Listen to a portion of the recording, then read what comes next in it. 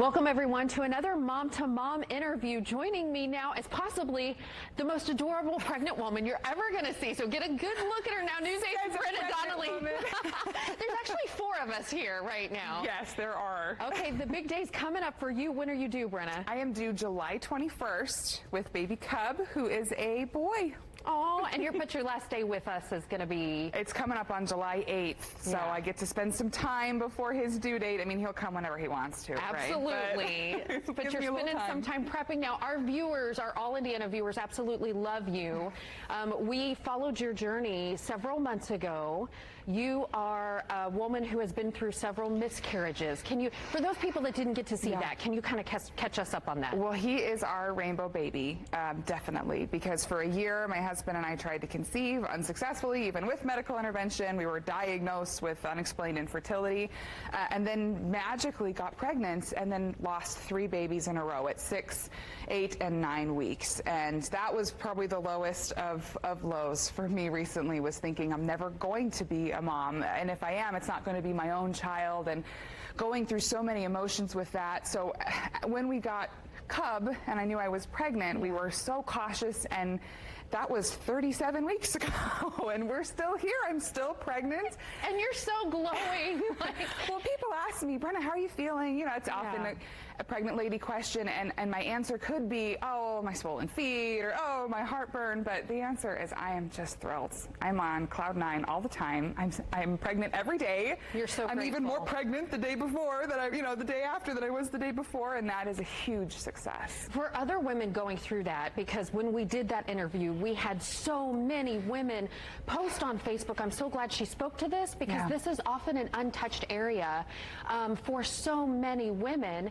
What was it that helped you through the most? I have to say the biggest thing was talking to a licensed counselor, a therapist, whatever you want to call them, somebody who has experience helping people get through anxiety and unmet expectations and feelings of failure and all these things that are swirled up in something like infertility and miscarriage. And my time with a counselor really helped me heal from the miscarriages, find out who the new me could be, and then even after I got pregnant, which, by the way, getting pregnant with a healthy baby doesn't just fix all your previous infertility issues if you've had them, but helped me get through the beginning of this pregnancy where I was terrified of everything. I thought any moment we could lose him. Right. I had these contingency plans in my head of how I was going to handle it at work, especially after I announced it at work, thinking, oh my gosh, these women are thinking I'm this great success story, and amazingly, we've made it. But having somebody to talk to who really is licensed and understands just made a huge difference. Yeah, and as you said to me before, which I would think that this would be the approach, is, oh, as soon as I have that baby,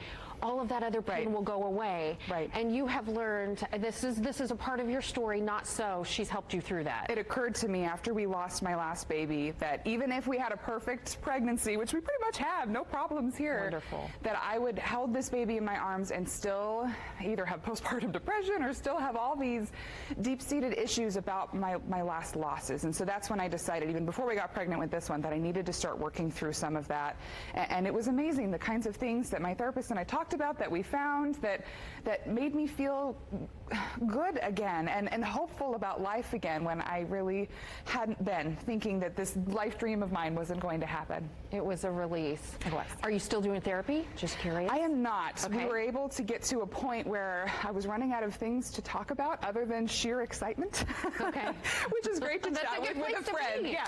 Yeah. And so I told my lovely counselor, I told her that I'll give her a call if I feel like there's something I want to talk about. But after a certain week in this pregnancy, I thought, I want to try on my own 2 feet to continue some of the practices that we had worked on. I made a video about my other babies. I speak the language of video as a reporter, right? And so I made a video tribute to my other babies. And in Cub's nursery, we've got pictures of the ultrasounds from his older siblings, and things like that I was able to do on my own. So you and your husband have decided to keep the memory of those babies alive for baby Cub. He'll know the whole story. He'll know he's a miracle. He'll know that he's got 3 siblings waiting in heaven for him. He'll know that's that precious. It's so moving for all of us. Again, especially those women that have been through it. Yeah. What are you most excited about coming up? Oh, that's a good question. I feel like I keep having these dreams about the first day he's here, like the day of birth, and being with him for those couple hours in the hospital because I can't have lots of visitors. So it's just going to be me and him and my husband. And I feel like that's kind of what I'm focused on right now. And I can't imagine getting back to like the days after birth. Like to me, it's like, I can't imagine him being more than a day old. It's surreal. It's just weird. Have you picked out a name? I have. You're not going to share, though, I'm guessing? I guess I could. Do you want to? I do. Okay. I at least know his first name. People think I'm going to name him Cub, which is fine.